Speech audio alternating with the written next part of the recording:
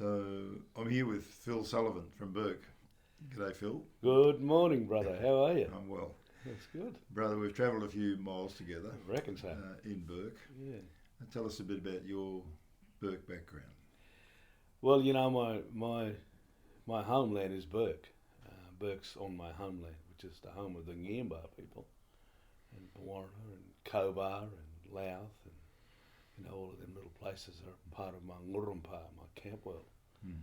And so Burke is the centre of the home, I suppose. Mm. Two homes, I suppose, would be Bawarna, where I was born, and then moving to Burke. That's like a camp world, I suppose. Mm. But the bigger camp world is the home of the Ngiyambaa people. That's me. Mm. And so all of those towns I mentioned are part of me, because that's where my family comes from. And you've been telling that story, particularly out at Mount Gundabooka and Yes. with national parks. Yeah. Yes, I worked with national parks since '96. So that's about 26, 27, something like that. Yeah, a long time. What do you tell people about Burke? Yeah, Burke is different to other places. Obviously, other places are different to Burke. Burke is not made of mostly traditional owners. It's made up of probably about 27 different tribes in our community, all brought there for lots of reasons. And I think the main reason was Burke, particularly in settlement time, was a place where a lot of work would be, and so it drew a lot of people there, but a lot of people were brought there too for that type of stuff. And so Burke has a rugged history, and to be truthful about it, it has a story to tell. A story to tell from all of those people that came there and left. There's lots of pain. Yes, plenty of pain. You can't get it. You can't get it nowhere. It's always around us. Pain is always around us, and you know, dislikes and likes and all that sort of stuff. The things that happen to her. The history will tell about that, about the pain that we have had in Burke, and it'll continue. Not just in Burke either. It's right across the planet. Everybody's going to run into pain. So for the white and black communities in Burke, there's pain, isn't there? Oh yes, yeah. yes. There's death. There's sorrow. There's sorrowful stuff. There's forgiveness to move forward on that. There's a lot of honour, a lot of mixed in with beauty and joy. Oh yeah, it's everything, and I think that's what Burke has. I mean, I'm looking around here in your room here, and I see Burke on the wall, and not just those humanity things. There's the environmental stuff that's happening. It's when we had the Millennium Drought there, it was just 40 degrees every day. For a couple of years, it was just like that, and we virtually ran out of water. And then muck would have come from the sky, which is a Bakaji word for rain, come from the west, and man, what a day that was. Yeah, just fill the rivers again, and then things changed. Then there was joy, then there was happiness, then there was those other things, people talking. And the country came good. Well, the country came alive, didn't it? It became a living thing. It was always living. It just needed a bit of a kick along, and Makarata came and seasons. Yes, well, our Melbourne is about 6 seasons. Normally, spring, summer, autumn, and winter is what we know. But there's a couple more in our people who believe. So, yeah. And so when that come, when the rain come, it just give us a bit of a kick, and we went down the valley again a little bit later on. But we're coming up good again now because there's heaps of water, and water is good. Water is it's alive, isn't it? Eh? Yeah. If you haven't got it, we're finished. A whole lot of us, not just black, not just white. Even the animals, even the environment is gone. So water brings a bit of life into the community, and when the community is alive, because if you know Burke, then you'll know. Phil, today's today's a very big day in the world because it's the funeral of Yes. Queen Elizabeth II. Yes. And it's touching people all around the world. Yeah. Billions of people, probably. Yeah. And you had a chance in 2000 when the Queen actually came to Bourke, Yes. and it was a big event. But what did you feel about it when you heard the Queen was coming? I thought it was. It's good. It actually helps Bourke for her being there because it puts it on the map. If you want to say it like that. But I think it was a great honour for our community and all its issues that it has and still has. I think it was a great honour to have such a status come to our community. The Queen of England, the Queen of all the Commonwealth. the Queen of the Commonwealth. So it was good. It was good that she came. There was talk about her visiting a community besides just being in the city, being in those places where there's a lot of people and where, the main pump of the government is. That she was going to be visiting in a particular place, a couple of places. She come to Dubbo, obviously, and then she ventured to Bourke, and of all places, why Bourke? That's right. People were saying, Bourke? What's she going to Bourke? And I say, well, why not? Yeah, well, that's right. And I think it was a great honour, my great honour to meet the Queen. I think it was the school kids invited her, I think. Oh, really? Yeah. That's awesome, eh? And Yeah. and she listened to the voices, and that's the thing I love about Bourke. It's got a lot of little voices in it, eh? A lot of little stories to tell. Now, you actually got to meet the Queen. I did. What was your impression? She's just a wonderful lady. She's, I put away the status that she has and just treated her as one of my aunties or one of my mums, and treated her like that. And the same comes straight back, dignified, honourable, talk really good, really awesome to listen to and just talk. And it wasn't left field or nothing. She was straight on line. You asked a question, she asked me the question, and I tell her, and we just had a really good discussion. I think a lady standing in front of me with that status was was very honouring for me. My wife says that you didn't wash your hand for a week. Yeah. Well, I talked a little bit about it. It'd be just like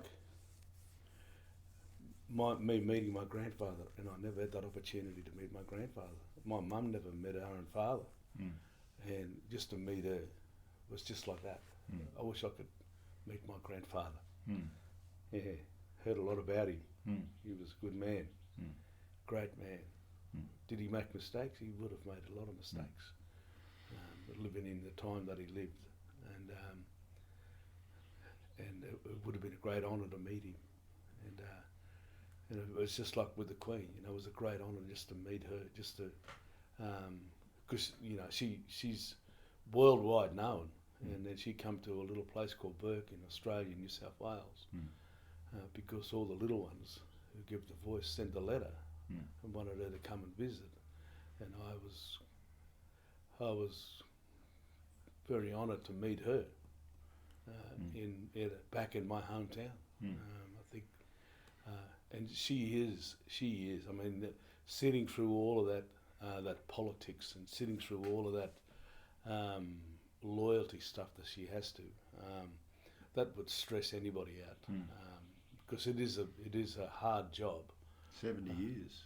And, I heard a person mention that's about 13 prime ministers, and all the different personalities that she would have sat around the table in the Commonwealth and then help making those decisions that may have caused some harm.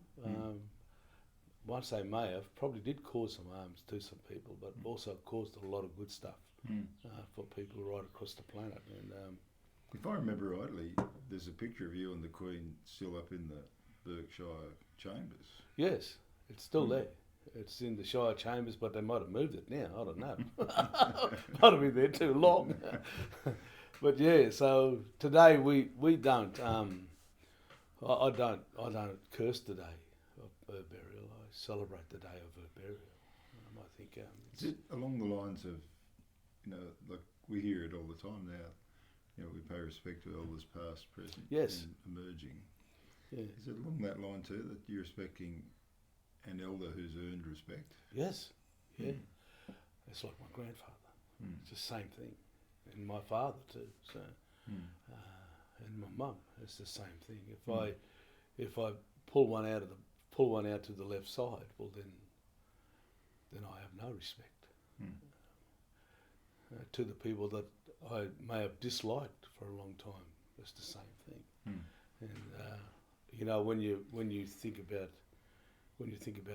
the Queen, she's in that package, and a lot of respect there, a lot of honour there for that. I think. So she's had to do, we've talked about this, Phil, about we need to share our stories, accept our stories, and write a new story together. Yeah, Same thing. I think so. I think the thing I love about our culture is that we've adapted and changed. We're still chasing the emu, the nguri, we're still chasing the Dunbar, the kangaroo. We're still doing all of that stuff. We're still going to fishing. We're still checking the river. We're still doing all that stuff. We're still trying to talk our language. But we do it different. I remember old fellow, I won't say his name. I'll tell everybody else his name, but I won't say his name on this. He's in his little gundi and he's making his boomerangs. And these fellas come to visit him. And so he's making his boomerangs with the machine and all that sort of stuff. And his spears and that. And the people who were watching him doing that, they asked him a question. I thought you were supposed to make him that with the stone axes and that sorts of stuff. And he says, you're right. You're right about that. Very smart. I think he was. He said, but I didn't see you ride up here on a horse. How did you get here? So to me, he's adapted. He's still doing his thing that he loves doing. Mm. And he's just adapted and changed. Mm. And he's moved forward with what he's got in hand. He can't go and do those things to where he wants to go because there's a fence line that says that he can't. But he's gone and still got that stuff and still making it, but in a way where that he can actually help himself and help his family. And I don't take nothing away from that. I give it everything that he can give. Yeah, and it's the same with the Queen. I won't take nothing away from what she's brought. I'll give it everything that she has, and everything that she has, she's given to us in her own special way. In a way, in the Westminster way, and because she doesn't know our way, and she's given us everything in her way, which has helped us a little bit. Helped us a lot actually to adapt, to change, and maybe to hold on to some of those things. Hold on to my grandfather. Hold on to my father and my mum. Maybe to hold on to those values that's been given to us, and she's given a lot of that to us. She's given that a lot to me actually. So, Phil, you're a Christian. Yeah. And she's a Christian. Yes. So in that sense, you share a common faith. We do. Yes, and I think we've buried a lot of those laws that are written on our heart with a lot of rubbish, and I did it once upon a time myself.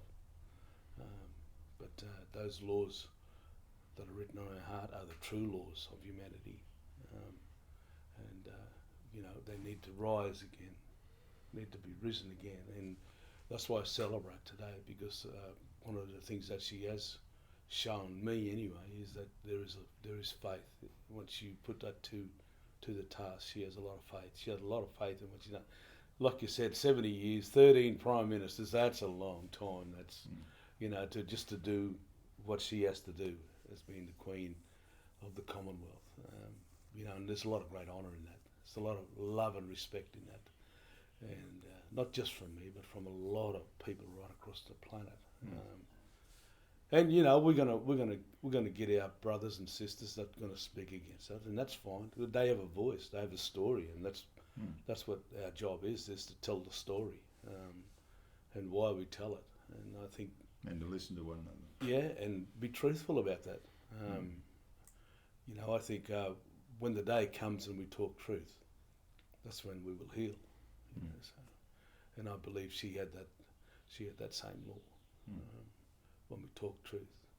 Can you imagine sitting around with a handkerchief in your hand, and everybody else is sitting around with a .22 rifle or a spear or a gun, and trying to negotiate something with those type of elements in your head? You know, we should be doing this, we should be doing that, and she's the only one that's pretty strong and pretty stable because of her faith. Yeah. Thanks, Phil. Well, thank you for that, and hopefully one time we'll catch up and hear more of your story. Yeah, like you're saying, it's just if I mean, I'm looking here. Look at all the stories in them books there, you know, and even one book will probably have about 100 stories in it, and that's just probably from one person. And you know, he's one here we have story of a person who writes someone about one of our chiefs. Yeah. You know, red ochre stuff, and I know what red ochre is. So. In the traditional way, what that means. Very important. And she had red ochre written all over her. She was the boss, no matter what was happening.